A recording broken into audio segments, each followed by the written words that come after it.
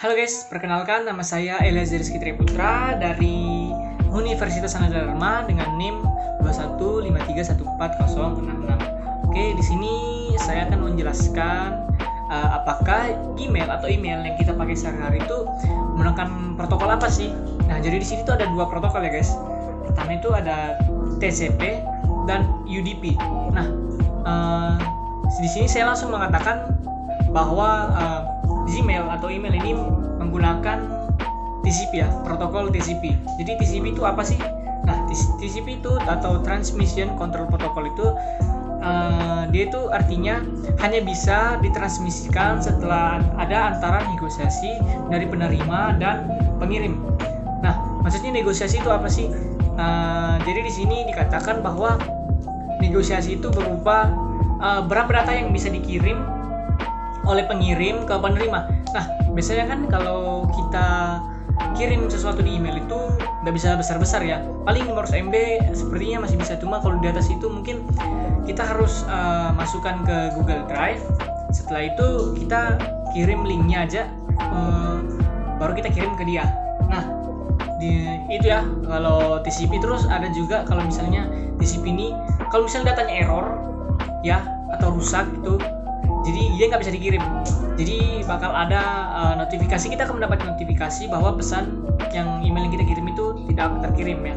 Nah, kalau UDP itu apa? UDP itu pengiriman tanpa ada negosiasi antara pengirim dan penerima. Jadi dia langsung ngirim tanpa adanya negosiasi gitu, langsung kirim aja. Nah, dia juga UDP ini nggak peduli gitu kalau apa misalnya si paket ini rusak atau enggak. Jadi kalau misalnya rusak kirim aja lah, kalau misalnya bagus ya kirim. Dia kayak bodoh amat gitu. Nah makanya itu saya mengatakan bahwa email ini merupakan protokol yang menggunakan TCP ya, Transmission Control Protocol. Nah, untuk alasan mengapa dan bagaimana cara kerjanya, saya memiliki beberapa alasannya. Itu pertama, karena email ini menggunakan internet untuk mengirim email lain ke seseorang gitu ya. Nah, terus menurut yang saya baca itu TCP ini mengirimkan pesan dari satu device ke device lain. Jadi dia hanya kayak kalau misalnya saya kirim email ke seseorang, dia emailnya hanya berhenti sampai di situ aja.